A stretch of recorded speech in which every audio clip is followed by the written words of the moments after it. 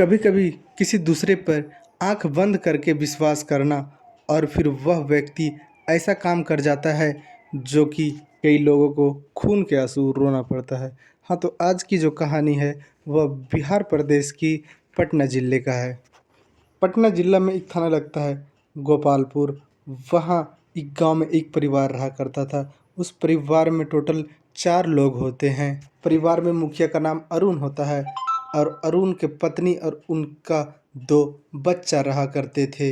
बड़ा वाला बच्चा 12 साल का था जिसका नाम कुणाल होता है। छोटा वाला बच्चा 3 साल का था जिसका नाम ऋषभ होता है। छोटा सा परिवार था, सारा लोग खुशी से रहते थे। लेकिन इस परिवार को एक दिन किसी का नज़र लग जाता है और किसी पे हद से ज़्यादा विश्वास करने का नतीजा 2 जान देकर चुकाना पड़ता है। 7 मार्च को कुणाल ड्यूटी पे जा रहा था।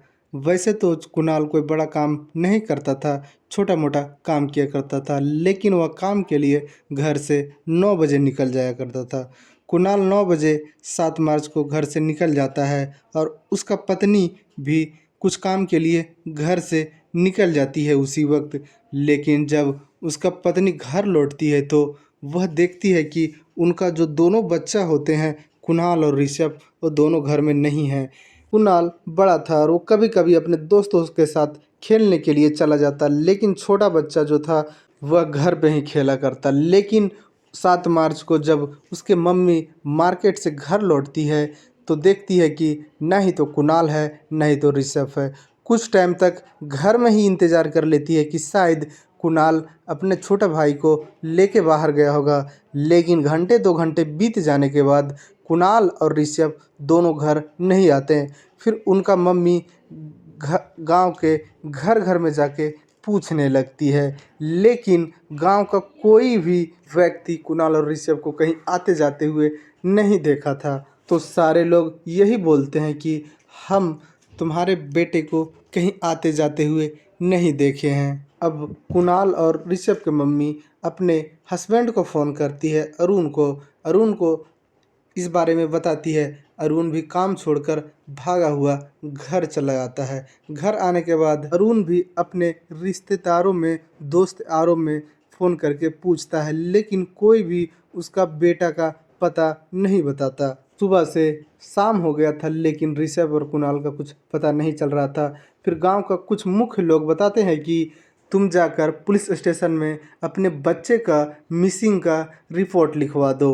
अरुण और उसके साथ कुछ गांव वाले पुलिस स्टेशन जाते हैं और पुलिस को अपने सारा कहानी बताते हैं। पुलिस एफआईआर लिख लेती है और अरुण को घर जाने के लिए कह देती है कि तुम अभी घर चले जाओ, सुबह में हम ऋषभ और कुणाल को ढूंढ लेंगे। उसके बाद अरुण अपना घर चला आता है और अपने बच्चे को ढूंढने का काम चालू ही रखता है। रात भर अरुण नहीं सोता है, कभी यहाँ कभी वहाँ फ़ोन करके पूछते रहता है कि मेरा बच्चा कहीं गया है क्या, लेकिन कोई कुछ नहीं बताता। सुबह हो जाता है। सुबह पुलिस अरुण के गांव आती है और गांव वालों से कुछ पूछती है और फिर पुलिस अरुण के मम्मी पापा से पूछती है कि तुम लोग का किसी के साथ कोई लड़ाई झगड़ा था क्या। लेकिन अरुण और उनके पत्नी कुछ भी नहीं बताती, किसी से कोई लड़ाई झगड़ा के बारे में जिक्र नहीं करती। पुलिस फिर पूछती है कि कोई व्यक्ति तुमसे फिरौती मांगा था क्या, लेकिन अरुण इसमें भी इनकार कर जाता है और कुछ भी नहीं बताता। पुलिस को भी समझ में नहीं आ रहा था कि कुणाल और ऋषभ को कैसे ढूंढा जाए। फिर पुलिस कुणाल और ऋषभ के पापा से कुणाल और ऋषभ के फ़ोटो लेती है और हर जगह फ़ोटो को चिपकाती है। बस स्टैंड, रेलवे स्टेशन और जहाँ भी लोगों का भीड़ रहता था वहाँ उस फ़ोटो को चिपका देती है। लेकिन इससे भी कुछ ज़्यादा कामयाबी नहीं मिलता पुलिस को, कहीं से भी कोई सुराग नहीं मिलता।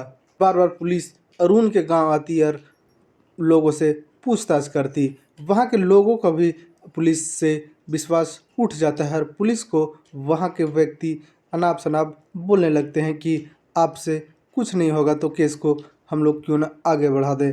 लेकिन इस बार पुलिस अपना तरीका अपनाती है और कुणाल और ऋषभ को ढूंढने का कोशिश करती है।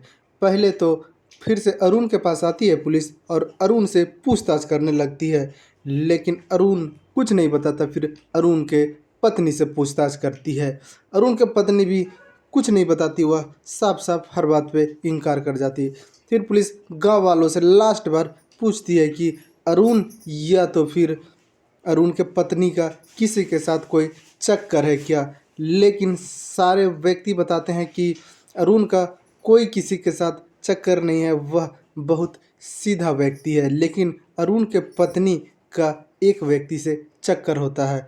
उस व्यक्ति के बारे में गांव वालों पुलिस को बताती है। अब पुलिस अरुण के पत्नी का कॉल डिटेल चेक करने लगती है, तो देखती है पुलिस की अरुण के पत्नी घंटों घंटों एक व्यक्ति से बात किया करती, और पुलिस उस व्यक्ति का लोकेशन चेक करती है। उस व्यक्ति का लोकेशन उसी गांव के बगल वाली गांव से आता है। इधर पुलिस उस व्यक्ति का लोकेशन चेक करती है, तभी तक पुलिस को पता चलता है कि एक धनरुआ थाना में एक लाश बरामद हुआ है, जो कि 12 साल का बच्चा का है, और वह लाश काफ़ी ज़्यादा सड़ा गला है। गोपालपुर थाना के पुलिस धनरुआ थाना पुलिस स्टेशन संपर्क करती है और उस व्यक्ति का लाश मिला था, उस व्यक्ति का फ़ोटो मंगवाती है। फ़ोटो पुलिस के पास आता है और कुणाल और ऋषभ के फ़ोटो उससे मैच करवाती है। जब मैच करवा रही थी तो कुणाल का फ़ोटो उससे मैच हो जाता है। उसके बाद कुणाल के परिवार वालों को बुलाते हैं। कुणाल के परिवार वाले मम्मी पापा आते हैं, और जब उस फ़ोटो को देखते हैं तो फुट फुट कर रोने लगते हैं। फिर पुलिस उस बॉडी को अपने पुलिस स्टेशन मंगवाती है, और वहां मंगवाने के बाद जब गांव वालों उस लाश को देखती है तो बोल देती है कि यह कोई और नहीं, कुणाल ही है।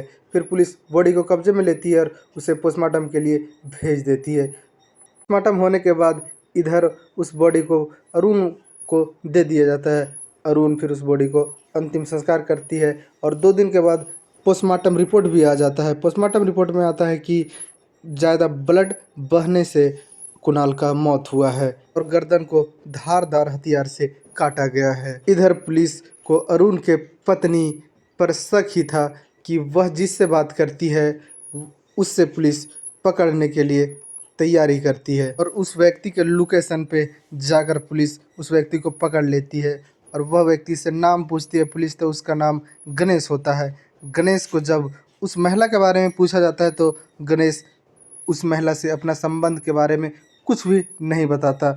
लेकिन जब उस महिला को भी गणेश के सामने लाया जाता है तो अपने आप को दोनों आमने सामने देखकर बताते हैं कि हाँ, हम दोनों रिलेशन में हैं और हम दोनों शादी भी करना चाहते थे। पुलिस को थोड़ा थोड़ा लगने लगा था कि कुणाल का मर्डर में कहीं इस गणेश का कोई हाथ तो नहीं है। पुलिस गणेश से फिर पूछताछ करने लगती है कुणाल के बारे में, लेकिन गणेश घंटा 2 घंटा बिता देता है और पुलिस को कुछ नहीं बताता।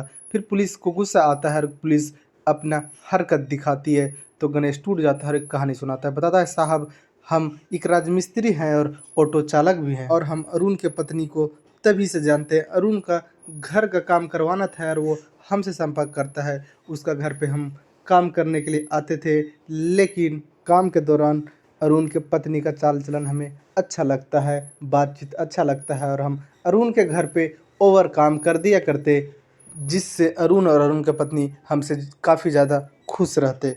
इस तरह हम अरुण के पत्नी से नज़दीकियाँ बढ़ाते गए, और एक दिन ऐसा हुआ कि अरुण घर पे नहीं था और हम दोनों का बातचीत इतना आगे बढ़ गया कि हम दोनों में प्यार हो गया और दोनों संबंध भी बनाने लगे थे। जब अरुण घर पे नहीं होता था तो हम जाते काम के बहाने और अरुण के पत्नी से मिलते और उसके साथ संबंध भी बनाते। लेकिन एक दिन ऐसा होता है कि हम अरुण के पत्नी के साथ संबंध बना रहे थे और उसका छोटा बेटा ऋषभ हमें देख लेता है, और हमें लगने लगा था कि कहीं यह जाके पापा को ना बता दे, गांव वालों को ना बता दे, और हम फिर प्लानिंग करते हैं कि क्यों ना अरुण को ही जान से मार दे।